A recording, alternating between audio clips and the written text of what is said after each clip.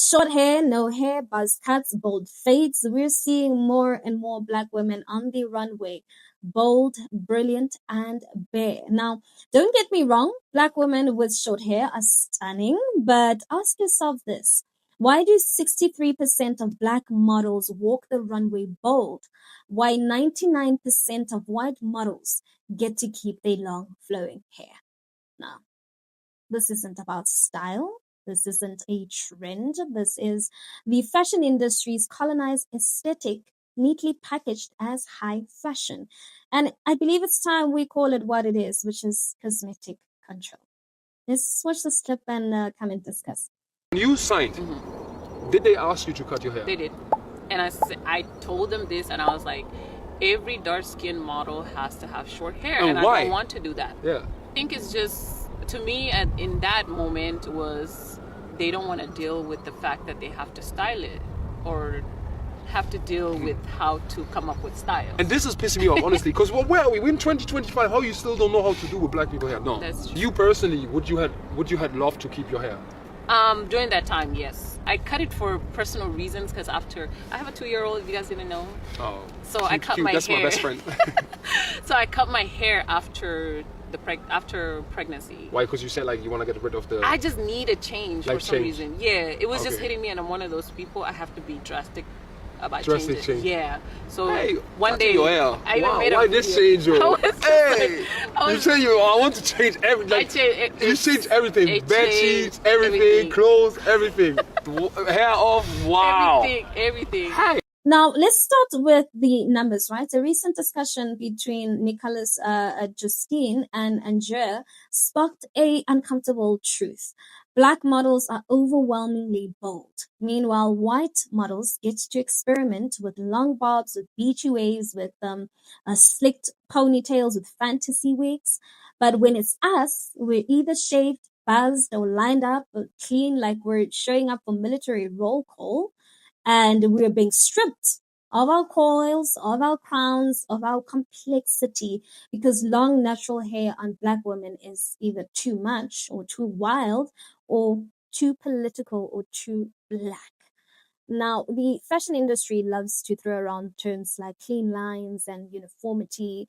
They say short hair makes it easier to change looks and to keep things simple in backstage. But simple for who? Because let's be honest, backstage isn't built for Black hair, right? That's what you want to say. There's still stylists in 2025 who don't know how to work with 4C texture. So what's the easy solution here? Cut it off. Not because it's beautiful, but because it's convenient for an industry that never made room for us from the first place. And yes, many Black women choose to wear short hair. I agree with that. And yes, many of us feel empowered by buzz cuts and bold fade and the clean hair, right? But here's the real question at hand.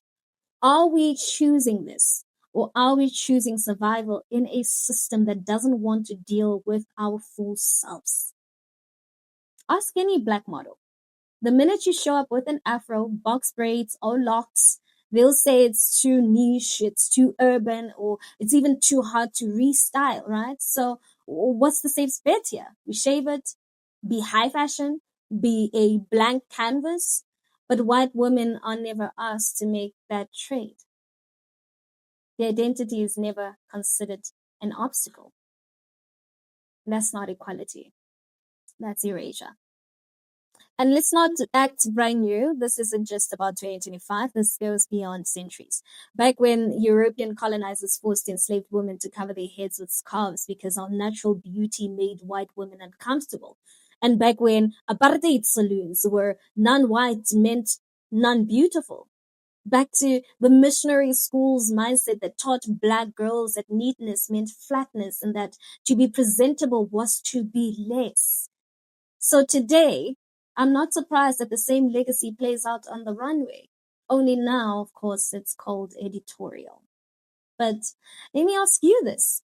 If bald heads on Black models are art, why do they scream ghetto on the streets? That's not art. That's exploitation. We are not imagining things. When Black women show up with long braids, we're told it's too ethnic. When we rock afros, we're told it's versatile. And when we keep our own natural hair, we are told that we're limiting our marketability.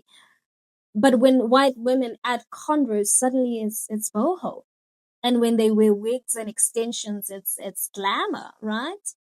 They get to experiment, and unfortunately for us, we must conform. So yes, this is us versus them, because we're not operating in the same fashion economy.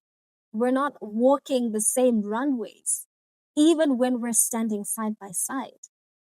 At the end of the day, this isn't a call to shame short hair, but I believe this is a call to free choice, to every Black model who's been told that their coils are complicated, to every woman who had to shave her hair just to be cast, and to every runway walker who cried in silence after being told that they are too much. We see you. Your hair or lack of it is not the problem. The system is. And if fashion can't handle the full range of Black beauty, then I say that fashion doesn't deserve us. Let's continue the conversation in the comment section. I really like to hear what your thoughts are on this. And while you're at it, don't forget to give this video a thumbs up. That's it from me. Till we meet again.